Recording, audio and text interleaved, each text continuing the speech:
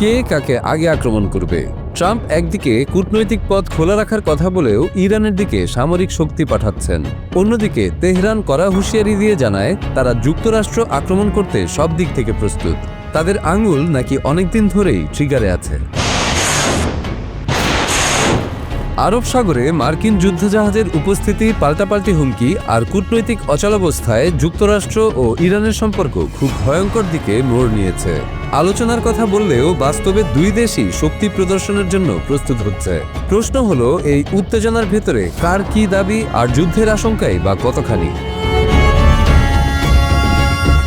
যুক্তরাষ্ট্রের president Donald Trump সতর্ক করে বলেছেন, ইরানের জন্য সময় দ্রুত ফুরিয়ে আসছে। তার দাবি, তেহরানকে নতুন পারমাণবিক চুক্তির আলোচনায় ফিরতেই হবে। এর মধ্যেই তিনি ইরানের আশপাশে যুদ্ধজাহাজ পাঠানোর ঘোষণা দেন, যা পরিস্থিতিকে আরও ঘোলাটে করে তোলে। ট্রাম্প আরও বলেন, ইরানের কাছে পাঠানো নৌবহর ভেনেজুয়েলার ঘটনায় ব্যবহৃত শক্তির চেয়েও বড়। ওই ঘটনায় মার্কিন বাহিনী প্রেসিডেন্ট নিকোলাস মাদুরোকে আটক করেছিল। এর জবাবে ইরানের পররাষ্ট্রমন্ত্রী আব্বাস আরাকচি জানান, দেশটির সেনাবাহিনী সম্পূর্ণ প্রস্তুত এবং যে কোনো হামলার জবাব হবে তাৎক্ষণিক ও শক্তিশালী। এই উত্তেজনার পেছনে রয়েছে গত বছরের ইসরায়েল-ইরান যুদ্ধের স্মৃতি। ওই সময় যুক্তরাষ্ট্র ইরানের পারমাণবিক স্থাপনায় বোমা হামলা চালায়। এর জবাবে ইরান কাতারের আল উদেদ বিমান ঘাঁটিতে আঘাত হানে এবং ইসরায়েলের কয়েকটি শহরে ক্ষেপণাস্ত্র নিক্ষেপ করে। যুক্তরাষ্ট্র বহু বছর ধরেই ইরানের ওপর কঠোর নিষেধাজ্ঞা আরোপ করে আসছে। 1979 সালের তেহরান দূতাবাস জিম্মি সংকটের পর থেকেই এই চাপ শুরু হয়। পরবর্তীতে মানবাধিকার লঙ্ঘনের অভিযোগও যুক্ত হয়েছে।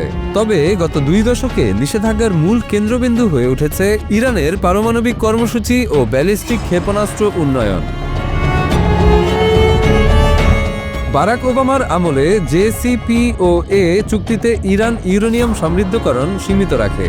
তবে 2018 সালে ট্রাম্প চুক্তি বাতিল করে নিষেধাজ্ঞা ফেরালে ইরান আবার ইউরেনিয়াম সমৃদ্ধকরণ বাড়ায়, যা যুক্তরাষ্ট্র ও ইসরায়েলের উদ্বেগ বাড়িয়েছে।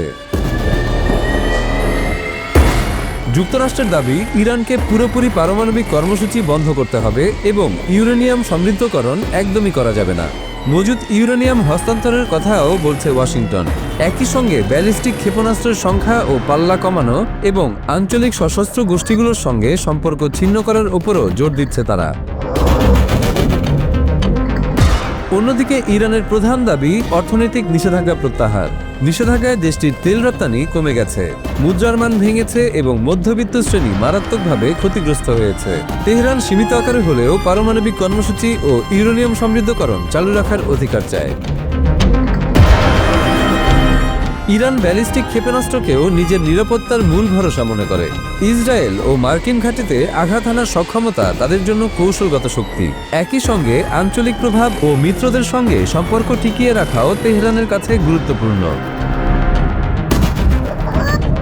যুদ্ধ হবে কিনা তা অনেকটাই নির্ভর করছে ট্রাম্পের সিদ্ধান্ত ও আলোচনার অগ্রগতির ওপর। উপসাগরীয় দেশগুলো সংঘাত চায় না, কাতার কূটনৈতিক সমাধানের চেষ্টা করছে। তবে একই সঙ্গে সামরিক প্রস্তুতিও বাড়ানো হচ্ছে। বিশ্লেষকদের মতে, চাপের মুখে ইরান আলোচনায় বসতে পারে, আর ট্রাম্পও যুদ্ধ এড়িয়ে দ্রুত কিন্তু অনিশ্চিত কোনো সমঝোতায় যেতে পারেন।